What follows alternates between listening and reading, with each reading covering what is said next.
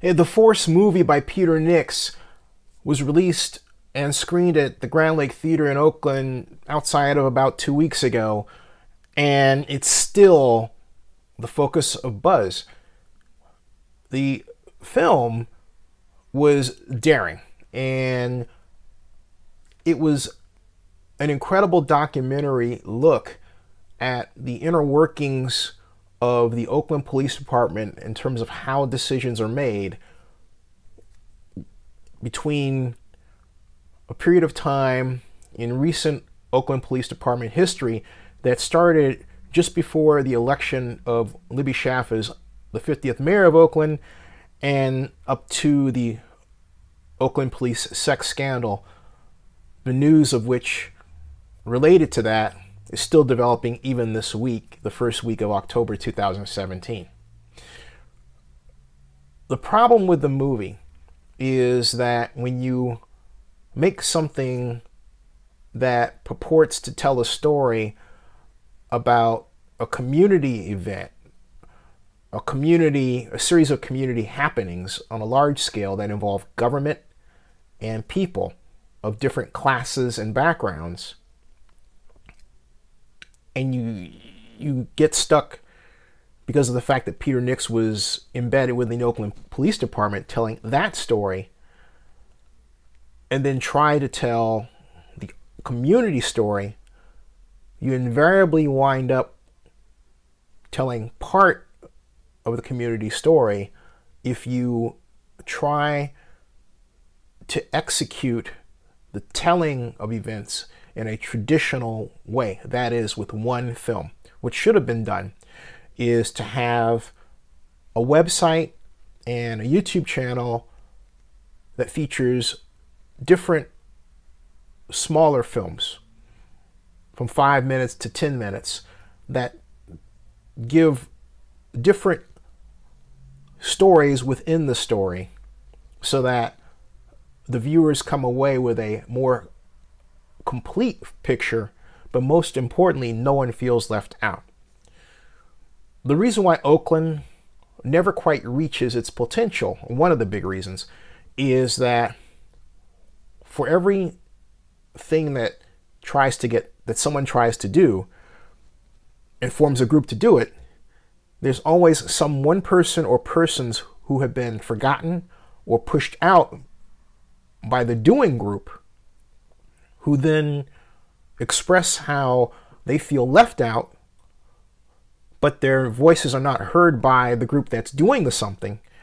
And so the person or persons that feel left out take action to let the do group, if you will, let them know that they exist. And that action always hampers the ability of the do group to accomplish whatever objective they're trying to obtain. In a small way, that is impacting the Force movie, because the people who feel like their voices and points of view were not included are criticizing the movie strictly from that basis. The bottom line is that The Force is a good movie. It really is. And you have to give Peter credit for being able to get a very rare place in the key rooms when such developments were occurring, like the decision to fire then Police Chief Sean Wint, among others, or the mayor giving a speech to new Oakland police cadets. I can go on and on and on. That was impressive. It was very impressive. The only problem I found with the movie was born of the apparent fact that Peter didn't have enough money to work with, because he wound up using a lot of the same scenes again within the same movie, toward the end in particular, and it created a portion of the movie that lulled you to sleep when it should have caused you to stay awake. It was longer than it should have been. But that doesn't mean it wasn't a good movie. It was. I will not take that away from Peter at all. It was a good movie. My advice to those who are criticizing that their point of view was left out is they should get an iPhone, start a YouTube channel with a website, or, you know what, contact me and I'm happy to assist in helping get out that side of the story. I have already interviewed people who were at the Grand Lake screening and who were on the panel afterward who gave me their viewpoint, both representatives of the Oakland Police Department and representatives of the people in the community who were seen. But there are always more. For example, Kat Brooks, I didn't get a chance to interview her, but she was in the movie. Another friend of mine, a longtime Oaklander who's involved in the business improvement district around the lake, remarked that Rashida Grenage of Pueblo should have been mentioned in the movie, and because she was really, my person claims, the one who gave rise to the political developments that created the Oakland Police Commission.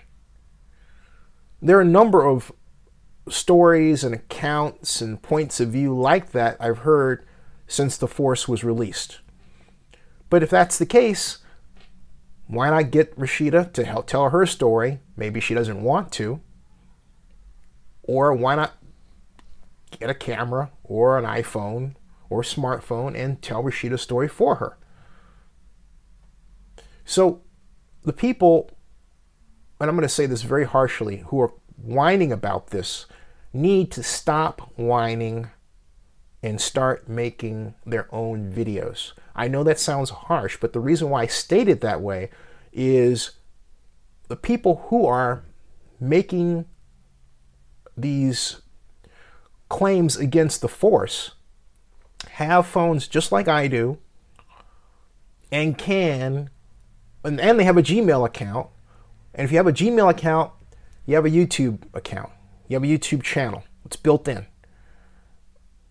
And so if you have those, all you have to do is, that's right, download from the App Store your own YouTube app, YouTube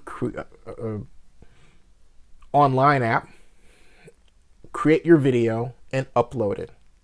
It's really that simple. It really is. How you make the video, how you make that movie, that vlog, is up to you. It could be you just talking like I'm doing or something more elaborate. But you can do it far more cheaply and quickly than ever before in our history. So there's no excuse for the kind of rancor that I'm hearing. And I hope the people that pay attention to this don't get mad at me for saying that, but on the other hand, take action to tell their side of the story. That helps everyone. Stay tuned and subscribe to Zenny62 on YouTube and bookmark Zenny62.com and OaklandNewsOnline.com. Thank you.